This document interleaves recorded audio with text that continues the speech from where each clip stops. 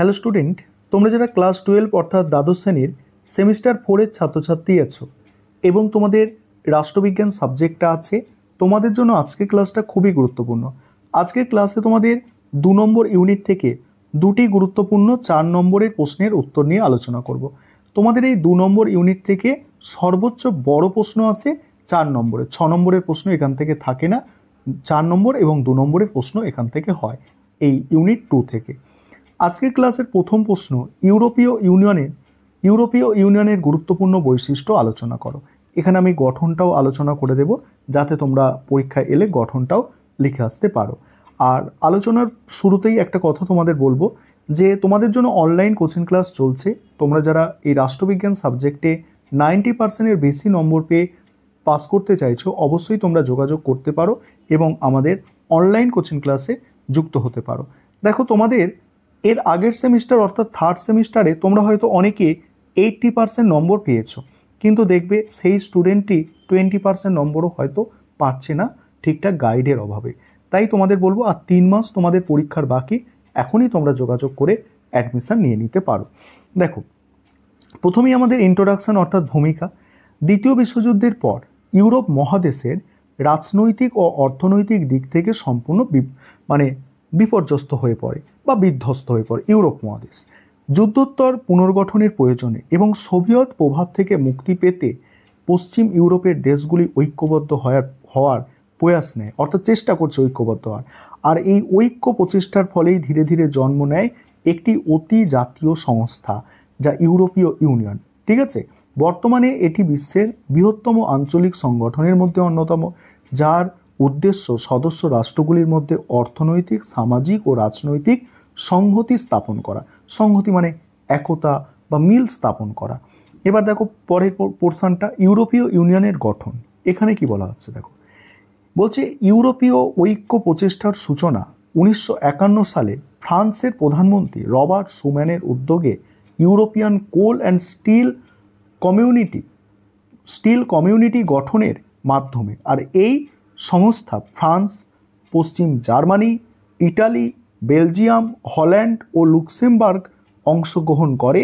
পরে 1957 সালে Italy Rome চুক্তি অনুযায়ী গঠিত হয় ইউরোপিয়ান ইকোনমিক কমিউনিটি অর্থাৎ ইইসি এবং ইউরোটাম, যা ইউরোপীয় সংহতির ভিত্তি আরও মজবুত করে। তারপরে 1973 সালে ব্রিটেন, আয়ারল্যান্ড, ডেনমার্ক ইইসিতে যোগ দেয় এবং 1980 ও 90-এর দশকে আরও বহু দেশ এই গোষ্ঠীতে যুক্ত হয়। অবশেষে 1991 সালে নেদারল্যান্ডের ম্যাস্ট্রিস শহরে অনুষ্ঠিত বৈঠকে ইইসির নাম পরিবর্তন করে ইউরোপীয় ইউনিয়ন রাখা হয়। তাহলে বুঝতে পারছো, সেই 51 থেকে চলছিল, 91 সালে এসে তার নাম হলো ইউরোপীয় ইউনিয়ন। 1993 সালে 1 নভেম্বর থেকে এই চুক্তি কার্যকর হয় এবং ইউরোপীয় ইউনিয়ন আনুষ্ঠানিকভাবে যাত্রা শুরু করে। বর্তমানে 27টি সদস্য দেশ নিয়ে বিশ্বের অন্যতম শক্তিশালী অর্থনৈতিক ও রাজনৈতিক সংগঠন। এবারে ইউরোপীয় ইউনিয়নের বৈশিষ্ট্যগুলো দেখে নাও। প্রথম বৈশিষ্ট্য হচ্ছে অতি জাতীয় ক্ষমতা।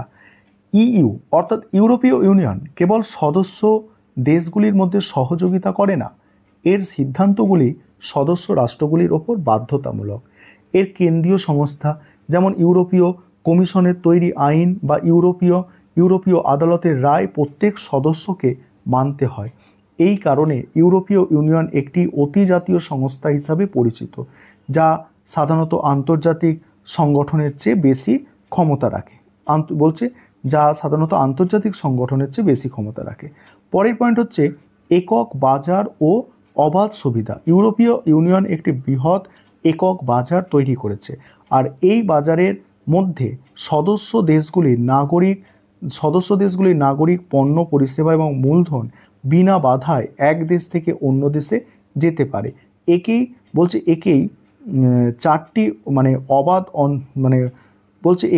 চারটি অবাধ সঞ্চালন বলা যায়, যা অর্থনৈতিক উন্নয়নে সাহায্য করে। তারপরে দেখো পরের পয়েন্ট হচ্ছে অভিন্ন মুদ্রা, ইউরো। ঠিক আছে, মোস্ট ইম্পর্টেন্ট। ইউরোপীয় ইউনিয়ন অনেক সদস্য রাষ্ট্র একটি অভিন্ন মুদ্রা বা ইউরো ব্যবহার করে, আর এই ব্যবস্থাটি অন্ত ইউরোপীয় বাণিজ্যকে অনেক সহজ করেছে এবং অর্থনৈতিক ঐক্যকে আরও মজবুত করেছে। যে দেশগুলি ইউরো ব্যবহার করে তারা একত্রে ইউরো জোন নামে পরিচিত। তারপরে আছে দেখো পরে শক্তিশালী প্রাতিষ্ঠানিক কাঠামো। এর সিদ্ধান্ত গ্রহণ এবং পরিচালনার জন্য বেশ কয়েকটি গুরুত্বপূর্ণ সংস্থা রয়েছে, যেমন ইউরোপীয় কমিশন। এটি ইউরোপীয় ইউনিয়নের প্রতিদিনের কাজ ও আইন প্রস্তাবনার দায়িত্বে থাকে। ইউরোপীয় পার্লামেন্ট সদস্য দেশের নাগরিকদের দ্বারা নির্বাচিত হয় এবং আইন প্রণয়নে গুরুত্বপূর্ণ ভূমিকা রাখে। ইউরোপীয় কাউন্সিল সদস্য রাষ্ট্রগুলির সরকার প্রধানত এতে নীতিগত সিদ্ধান্ত নেন। তারপরে পরের পয়েন্ট যে সাধারণ পররাষ্ট্রনীতি। ইউরোপীয় ইউনিয়ন সদস্য রাষ্ট্রগুলি আন্তর্জাতিক বিষয়ে একটি যৌথ অবস্থান নিতে এবং বিশ্বের সামনে নিজেদেরকে একটি একক রাজনৈতিক শক্তি হিসাবে তুলে ধরতে একটি সাধারণ পররাষ্ট্র ও নিরাপত্তার নীতি অনুসরণ করে। এবার এর কিছু সমালোচনা লিখে দেবে।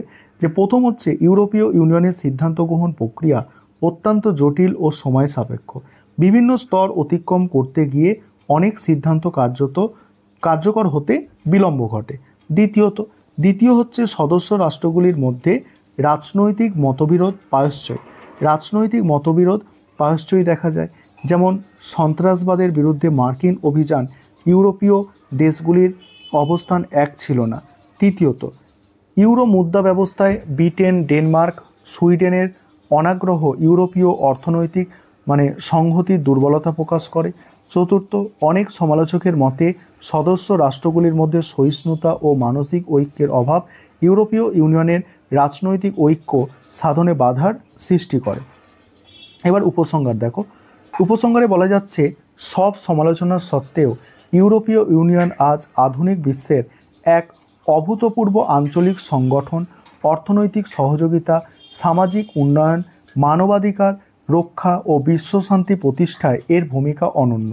দ্বিতীয় বিশ্বযুদ্ধের ধ্বংসস্তূপ থেকে গড়ে ওঠা এই সংগঠন আজ ঐক্য, সংহতি ও প্রগতির এক উজ্জ্বল দৃষ্টান্ত। সত্যি ইউরোপীয় ইউনিয়ন আন্তর্জাতিক সহযোগিতায় এক আদর্শ ও অনুকরণীয় মডেল। দ্বিতীয় প্রশ্ন হচ্ছে সার্কের উদ্দেশ্য ও নীতিসমূহ উল্লেখ করো। প্রথমেই তোমরা ইন্ট্রোডাকশন অর্থাৎ ভূমিকা দেবে। আধুনিক আন্তর্জাতিক রাজনীতিতে আঞ্চলিক সহযোগিতার একটি গুরুত্বপূর্ণ প্রবণতা হিসাবে প্রতিষ্ঠিত হয়েছে। বলছে আধুনিক আন্তর্জাতিক রাজনীতিতে আঞ্চলিক সহযোগিতা একটা গুরুত্বপূর্ণ প্রবণতা। ইউরোপে যেমন ইউরোপীয় ইউনিয়ন গঠিত হয়েছে, এর আগে আলোচনা করলাম, তেমনি দক্ষিণ এশিয়ার দেশগুলিও পারস্পরিক সহযোগিতা উন্নয়নের লক্ষ্যে 1985 সালে 8ই ডিসেম্বর ঢাকায় প্রতিষ্ঠা করে south Asian association for regional cooperation, বা যেটাকে সার্ক বলা হয়। এর প্রতিষ্ঠাতা সদস্য ছিল ভারত, বাংলাদেশ, পাকিস্তান, নেপাল, ভুটান, শ্রীলঙ্কা, মালদ্বীপ এবং পরে আফগানিস্তান যুক্ত হয়। এবার সার্কের উদ্দেশ্য। সার্কের সনদের 1 নম্বর ধারায় সার্কের উদ্দেশ্যগুলি স্পষ্টভাবে বর্ণিত হয়েছে। 1-2 করে উদ্দেশ্য আছে। প্রথম উদ্দেশ্য হচ্ছে দক্ষিণ এশিয়ার জনগণের কল্যাণ সাধন এবং তাদের জীবনযাত্রার মানোন্নয়ন ঘটানো সার্কের অন্যতম মূল লক্ষ্য। 2 নম্বর, অর্থনৈতিক উন্নয়ন, সামাজিক অগ্রগতি এবং সাংস্কৃতিক বিকাশের মাধ্যমে অঞ্চলের সামগ্রিক উন্নতি সাধনের চেষ্টা করা। 3 নম্বর হচ্ছে সদস্য দেশগুলির মধ্যে যৌথ স্বনির্ভরতা প্রতিষ্ঠা ও তার শক্তিশালী করার মাধ্যমে পারস্পরিক উন্নয়নের পথ প্রশস্ত করা। 4 হচ্ছে পারস্পরিক বিশ্বাস, বোঝাপড়া এবং সম্প্রীতির পরিবেশ সৃষ্টি করে একে অপরের প্রতি আস্থা স্থাপন করা। 5 হচ্ছে বিজ্ঞান, প্রযুক্তি, শিক্ষা, সংস্কৃতি, কারিগরি ক্ষেত্রে উন্নয়নে সক্রিয় সহযোগিতা গড়ে তোলা। 6 হচ্ছে অন্যান্য উন্নয়নশীল দেশের সঙ্গে ঘনিষ্ঠ সম্পর্ক স্থাপন এবং আন্তর্জাতিক ক্ষেত্রে যৌথ স্বার্থ রক্ষায় পারস্পরিক সহযোগিতা বাড়ানো। 7 হচ্ছে আন্তর্জাতিক ও আঞ্চলিক সংগঠনগুলির সঙ্গে সম্পর্ক স্থাপন করে দক্ষিণ এশিয়ার উন্নয়নের পরিধি সম্প্রসারণ করা। এখানে তোমরা 6টা পয়েন্ট লিখলেই যথেষ্ট। এবার সার্কের নীতি। সার্কের সনদের 2 নম্বর ধারায় সংস্থাটির 3টি নীতির কথা বলা হয়েছে। প্রথম হচ্ছে সদস্য দেশগুলির মধ্যে সম্পর্ক বজায় থাকবে সার্বভৌম সমতা, ভৌগোলিক অখণ্ডতা, রাজনৈতিক স্বাধীনতা ও একে অপরের অভ্যন্তরীণ বিষয়ে হস্তক্ষেপ না করার নীতির ভিত্তিতে।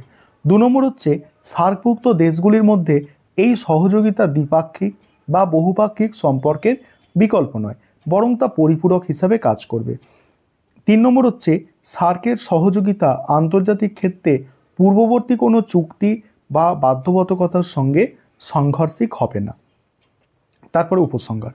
সব মিলিয়ে দেখা যায় সার্কের উদ্দেশ্য হলো দক্ষিণ এশিয়ার দেশগুলির মধ্যে ঐক্য, সহযোগিতা ও উন্নয়নের পরিবেশ সৃষ্টি। তবে পারস্পরিক অবিশ্বাস, রাজনৈতিক দ্বন্দ্ব ও সীমান্ত সমস্যার কারণে সার্কের কার্যকারিতা এখনও সীমিত। তবুও এর প্রতিকূলতার মাধ্যমেও সংস্থাটি টিকে আছে এবং সহযোগিতার চেতনাকে জিইয়ে রেখেছে।